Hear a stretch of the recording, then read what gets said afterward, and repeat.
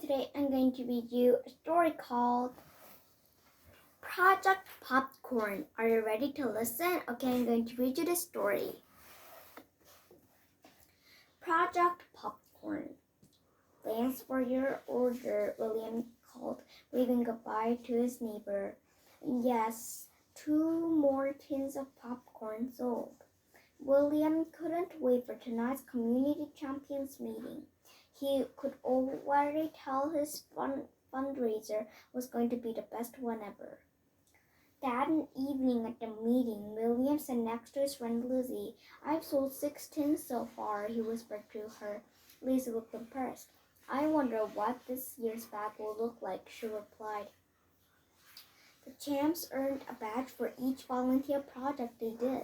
William had one from cleaning up the park, one from singing at the senior center, and one from last year's popcorn fundraiser. Every year they gave popcorn money to a different charity. Mr. Cole, the group leader, had an announcement. This year we will be raising money for the Thanksgiving project. They donate large baskets of food, a complete turkey dinner for families in need. Mr. C showed them the group's website. The champs were quiet as they read the message. Then Lizzie broke the silence. The more popcorn we sell, the more families we help, she exclaimed. The champs brainstormed ways to sell more popcorn stands than ever before. At our tax sale and my soccer game, can we sell a school? How have we sold the most tins in other years? William asked. Mr. C replied, I have records of all of our past popcorn sales. Do you and Lizzie want to look through them for ideas? William and Lizzie gave Mr. C 4 thumbs up. The next day they spread out all of Mr. C's notes on William's kitchen table. Look, William said, this graph shows how many tins we each sold over our first weekend of fundraising last year. I remember, said Lizzie. I sold door to door with Kevin. William nodded. And I sold with Angie. The other girls set up a popcorn stand outside the grocery store.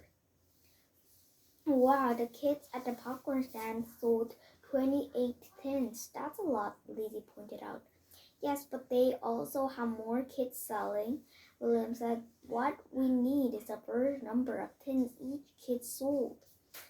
Then we can see what's better, selling door to door or at a stand. Lizzie added up the total number of tins sold door to door over that weekend. Then she divided the number by the number of kids who sold door to door. William took the total sold at the popcorn stand and divided by how many kids were selling there. So, on average, said William, each kid at the popcorn stand sold more tins than each kid selling door to door. William and Lizzie told the champs. They agreed to set up popcorn stands every weekend. On one stand would be at the park and one outside the grocery store. At their first sale, they had lots of customers. Toward the end of a sale, a woman came up to buy 3 tins of kettle corn flavor. But the box of kettle corn tins was empty. They'd already sold out. Oh well, the woman said, that's my favorite flavor. Sorry, William said, and the woman walked away. We'll have more next weekend. We lost out on a sale, thought William. How could he make sure that didn't happen again? At home, William took another look at Mr. C's notes. He saw that kettle corn was already their best seller. William made a list. He wrote down how many tins of kettle corn they'd sold over each weekend the year before. One Saturday they sold out 15 tins. Another day they sold out 7. But on most days they sold 10. So we should always bring at least 10 tins of kettle corn, he told Mr. C the next weekend. And one day last year we sold more than 10. Let's bring a few extra just in case. That day they brought 15 tins of kettle corn. They sold 13 of them. Mr. C had big news for the champs at their next meeting.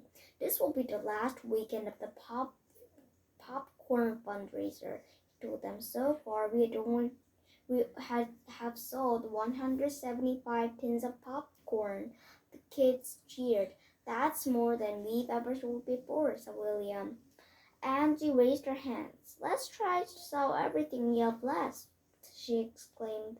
Yeah, cried Lizzie. Every tin we sell helps those families, but tins we don't sell do nothing. Could we lower the price? suggested Tasha. William spotted a flyer on the bulletin board. Look at everything must go sale, William said. They all liked that idea, but what should the new price be?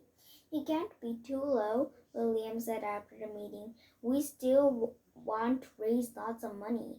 Lizzie nodded, but it has to be low enough to be a good deal. They did some research at the store. William wrote down the prices of all popcorn brands they knew.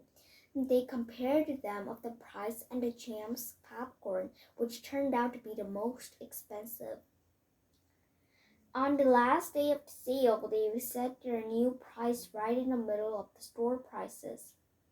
It turned out to be just right. The Champs started with 45 tins. In the first hour alone, they sold 15. In the second hour, they sold 20 more. By lunchtime, the last tin was gone. We did it, William cheered. We sold out. I'm so proud of all of you, Mr. C told them at the next meeting. He was passing out the new badges they had earned. William looked at his. He had a perfect spot for it on his sash. Mr. C. William asked, how many families do you think will get a Thanksgiving basket this year? Mr. C smiled. I don't know, he replied, but I know how we can find out. A day before Thanksgiving, the whole group was at Thanksgiving Project headquarters. They were helping to pack all the baskets.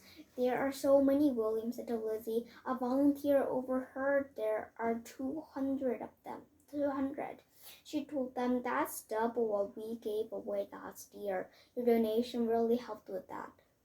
William beamed. The following day, all families would be sitting down to a big turkey dinner. They might not have one without help from the Champs. That was a very good feeling. It felt even better a few weeks later when they got some special mail giving thanks for Thanksgiving. Okay, today I read you a story called Project Popcorn. Okay, thank you for seeing this video. Bye. Bye. Bye.